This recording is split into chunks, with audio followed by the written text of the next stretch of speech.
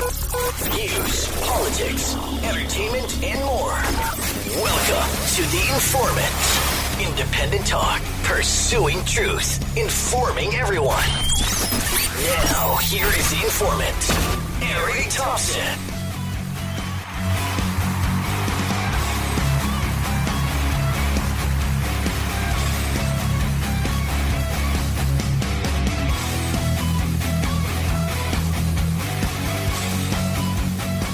Hey, good evening. Welcome to The Informant. Thank you so much for joining me here on Mojo50.com, going out over iHeartRadio and on Spreaker.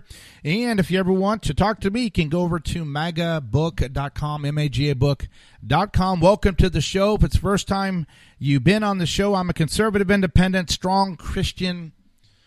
So I'm very strong on my social issues, but I'm more of a libertarian when it comes to like foreign intervention and things like that. And in between, I simply do this show, and we do magabook.com in an effort to make a difference. The reason why we do the show, the reason why we do magabook.com, is because 2020 can just, if it goes one way, then we can see one of the most dramatic turnarounds in American history. If it goes the other way, we can see kind of the end of the battle. President Trump obviously has to get reelected, but we have got to win the House back in a major way, record-setting way, and hold or even pick up more seats in the Senate. It's not a time to like try to be popular or to do little clubs or, you know, when you go on social media, go on there with the purpose. Yes, you can say hi to your family members and cousins and all that, but try to make sure that everybody in your life is registered to vote and they're ready to go for 20. Make sure independents that you run across and Reagan Democrats that have lost their party, that you can say, look at the numbers. What has President Trump done that you disagree with? We're not talking about tweets, policies. Let's make a difference. And maybe it's the 40, 50s and up. We're the ones that say, you know what, forget all the glamour and whatever. Let's just make sure that we win the House back. Tonight we're going to go over a wide range of material. I mean, it's crazy. We're going to go obviously over the fallout from Baltimore and, you know, Pelosi's overseas with Ilhan Omar and Rashida Tlaib, top of a building, eating their caviar, talking about Baltimore. But yet over in Chicago, 9 people killed last weekend. 13 shot in Baltimore, 6 killed over the weekend. What's interesting is since 1964, 1965 in there, when Johnson did his, I think it was 64, did his State of the Union, we're going to declare war on poverty. $22 trillion later, we're sitting here having this conversation. $22 trillion fighting poverty. So if the left have been running Chicago, Detroit, L.A., Portland, Seattle, Los Angeles, Baltimore, Ferguson, Philadelphia, parts of New York. If the left has been running these cities, then what's common about the cities?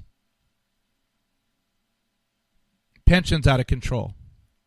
Racial divisions, depressed urban areas, growing homelessness, increasing drug problems, massive illegal aliens. So when I hear people tell me the Democrats care about people, I don't see it. Can you, where can you show me? Don't tell me they care about the girl who wants to kill her baby. They're making sure girls have the right to kill their babies. They're behind Planned Parenthood. Is that it? Is that going to be the call to what Democrats give people food stamps and keep them in bondage? Keep them dependent on the state? Is that a Democratic good thing? Obamacare? Premiums went through the roof. People still don't have medical care.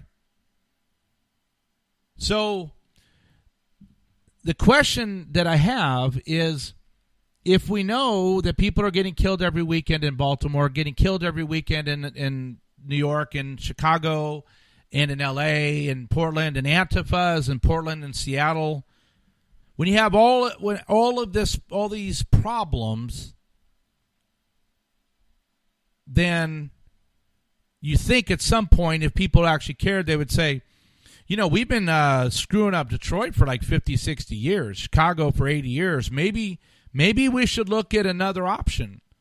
Oh, you can't look at the Republicans because they're going to take away a woman's reproductive rights. I mean, that's kind of like and they're Christians. They want to, they think people sin. And they're not for homosexuality. So you better not vote for those Republicans because you're going to want to make sure that your group supports people who are confused about their gender to the point that they walk around, no sex change, day to day, switching back and forth. The American Psychiatric Association, which for decades, homosexuality, that's actually a gender identity disorder, and transgenderism is a gender dysphoria. I mean, these people could use some help, but now all of a sudden it's acceptable and it's no longer a malady. It's no longer a mental condition. As a matter of fact, the American Psychiatric Association says that schools should teach in their sex ed that maybe it's okay if the kids have sex with lots of different genders and kids at the same time, just so they can experience it. And if they get pregnant, no biggie, they can go abort the baby. So what's the risk? Well, the risk is obviously the emotional health and everything else of the young girls, but they don't care. The left, the New Democratic Socialist Party, not the Reagan Democrats, the Catholics, and for the most part, but this new wing of Marxist, they do not care about people. Period. None of their actions show that they care. $22 trillion. And they were getting a lot of the money in these cities. These cities should have been fixed many times over. But we got a lot to cover tonight, and I'm just going to go through these. But we're going to cover everything from Baltimore to the Tom Fitton and the ACLJ are getting more documents. Because, as we spoke about last night, what was Brennan doing over in Italy was finding out that he was meeting with Page and Peter Strzok and Lisa Page. So all of the deep state was meeting over in Italy, where now they suppress everything so they will not reveal information. It's a strange time to live because technology is growing exponentially. People are pouring in the country. President Trump got the Guatemala deal done, and he's got the billions of dollars coming in for military funding to build the wall. So you have this from the executive branch trying to fix things. There's an article that I found, been posting it today, that the Ninth Circuit Court of Appeals looks like after the nominees are seated will no longer be a liberal court. That's profound. If President Trump gets that court to tilt right, then the left can't run all their junk up through it. Because the current Ninth Circuit has been overturned 80% by the Supreme Court on decisions. So A lot to talk about. So let's get started here. This one bothers me, so I thought I would start with it first. Christian group warns against the rise of Christian nationalism. This is from The Hill. Now, you have to take these, what I'm about to say, you have to take with a grain of salt sometimes. Just because somebody says they're a Christian leader, the Christianity that I grew up in has been hijacked by leftists. So, for example, a group formed by Christian leaders is warning against the rise of Christian nationalism, says the merging of Christian and American identities, saying the merging of Christian and American identities poses a threat to U.S. democracy and religious communities. Quote, as Christians, we are bound to Christ not by citizenship but by faith, unquote. Christians Against Christian Nationalism's statement reads, quote, whether we're at church, mosque, okay, whether we worship at a church, mosque, synagogue, or temple, America has no second-class face. We're all equal under the Constitution. That's true. Christianity has nothing to do with Islam. It should have nothing to do with Islam. Sharia wants to kill Christians and Jews and Hindus. So this is something that I heard years ago, that an imam was saying that Islam was going to use the U.S. Constitution to destroy the U.S. Constitution. And here is this group. The statement is endorsed by at least 17 Christian leaders from various churches and organizations. The leaders say Christian nationalism seeks to bind Christianity and American citizenship in a way that provides cover for white supremacy and racial subjugation.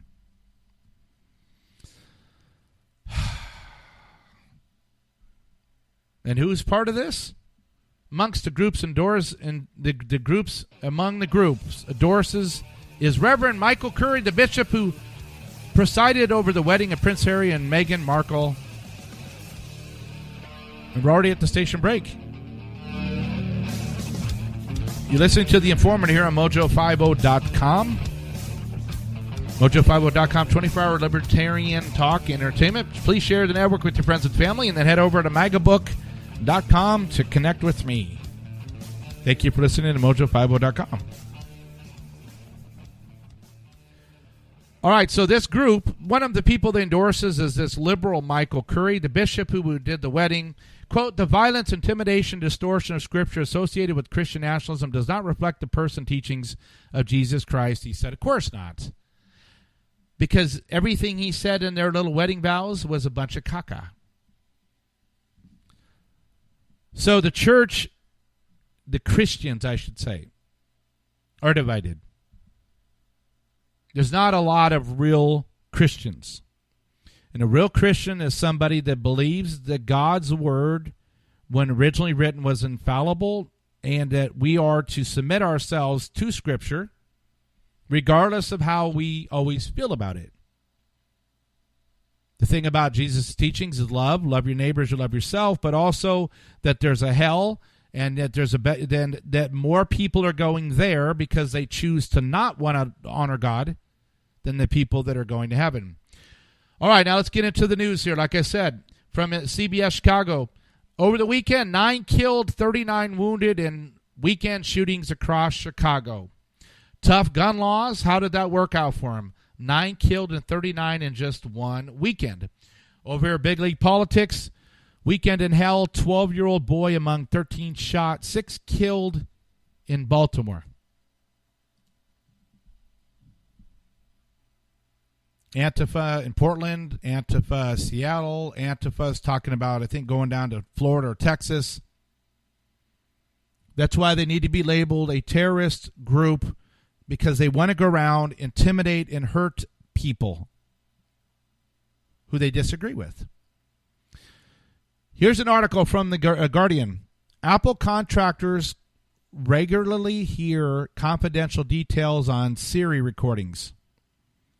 Workers hear drug deals, medical details, and people having sex, says a whistleblower. Apple contractors regularly hear confidential medical information, drug deals, and recordings of couples having sex as part of their job, providing quality control or grading the company's Siri voice assistant, The Guardian has learned. Although Apple does not explicitly disclose in its consumer-facing privacy documentation, a small portion of Siri recordings are passed on to the contractors working for the company around the world. They are tasked with grading the responses on a variety of factors, including whether the activation of the voice assistant was deliberate or accidental, whether the query was something Siri could be expected to help with, or whether Siri's response was appropriate. But the company does not explicitly state that work is undertaken by humans who listen to the recordings. I will never have a Siri. I know it's on Apple phones, but really, if you're not using your phone, you need to put it in airplane mode or you need to turn it off because Siri's listening, especially if you do not want to be listened upon during certain events. AT&T's admitted, Google's admitted that these devices, these devices in the home, when you say, "Hey Alexa," even if you don't say it, it's listening, and sometimes it's just going to help you when you didn't even give it the prompt. And it's you can see what's coming down the road if we do not start thinking. If we do not start to say, we must get control of technology instead of technology controlling us. If we just continue down this path, I don't see that it comes out good. What's to stop them from giving the information over to the government? Well, we heard this couple, and they were talking about how, they hated Hillary Clinton, wish she was dead. Hey, we received a report from an anonymous source that you guys were talking about Hillary Clinton last night. Were you intending to kill her? Privacy. How come people don't want their privacy? How come they don't want freedom? It's mind-boggling to me. In that, I'm trying to help people turn back the clock and say, just live under your freedoms and use the technology for what it's good for, but understand that it's not all good. Now, here's a good story. This is what I was talking about. Remember, the executive branch is doing all it can to fix our country against the left and the rhinos who don't care about people. Unless they can do a photo op and try to get few more tears and try to get more people on Twitter to like them and to follow them. Here's an article from Christina Layla, the Gateway Pundit. Attorney General Bill Barr overturns asylum decision. Limits migrants seeking asylum based on family ties. U.S. Attorney General Bill Barr ruled on Monday that migrants claiming to be family members of people being targeted by gangs is not enough to qualify them for asylum. Barr's ruling will likely block tens of thousands of people seeking asylum based on family ties. The case, highlighted Monday by the Justice Department, is known as the Matter LEA and is about a son of a man who owned a store targeted by a local drug cartel. The son, the Mexican citizen, crossed into the United States illegally for a second time in 2011 and sought asylum. Bill Barr overturned an asylum decision by the Board of Immigration Appeals and asserted that they had improperly recognized the father's immediate family as a particular social group, in effect overturning precedent. Barr argued that based on the decision by the Board of Immigration's Appeals, virtually every alien could make their way to the U.S. and claim asylum. Quote, while the board has recognized certain clans and subclans as particular social groups, most nuclear families are not inherently socially distinct and therefore do not qualify as a particular social group, Barr concluded. Further, almost every alien is a member of a family of some kind, categorically, recognizing families as a particular social group would render virtually every alien a member of a particular social group. There's no evidence that Congress intended the term particular social group to cast so wide a net. Monday's ruling by Bill Barr is in addition to President Trump's newly signed safe third country asylum agreement from Guatemala. Here's a tweet from Nate Maiden. Ruling from A.G. Barr determined that simply belonging to a family targeted by a gang does not meet the threshold of belonging to a particular social group under asylum law. Send them back. Send them to Guatemala, and they probably will just disappear into the abyss because they just wanted to come here and get free stuff and get the paved roads, not pay taxes. They didn't want to actually earn it. They didn't want to be, put through a ringer or requirements or just simply show that they were willing to follow our laws. They don't want to do that. They just want to pay the money and get a ticket into America. I remember one time I was doing an Uber ride, and I was taking a guy from, I think, Belgium up to the San Francisco airport. And from San Jose to the airport was about 35 minutes. And the guy got in the car, and somehow we immediately got into Trump, President Trump, when he was running. And the guy the whole time was frustrated with me that I valued our citizenship as American citizens, that to be an American is worth a lot. There's a lot that goes with being an American. And he was trying to diminish. Oh, every country says that, and there's nothing different, and you shouldn't be so dogmatic about borders, and everybody should be allowed to come in and go into other countries, and why are you guys so stuck up on this? And so when I see people from Guatemala, El Salvador, Honduras, Africa just pouring in the country, and they just feel like, yeah, well, I'm just going to be part of the America. I didn't earn it, wasn't born here. I don't have any rights. But I just want it. And so because the liberals want me to vote for them and they want me to get in and get a green card and be able to vote, I like that plan. That's what they would say. It's pretty cool.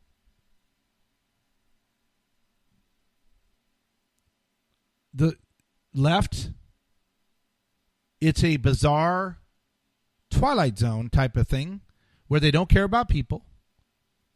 They want population control, so they want to do the Green Deal.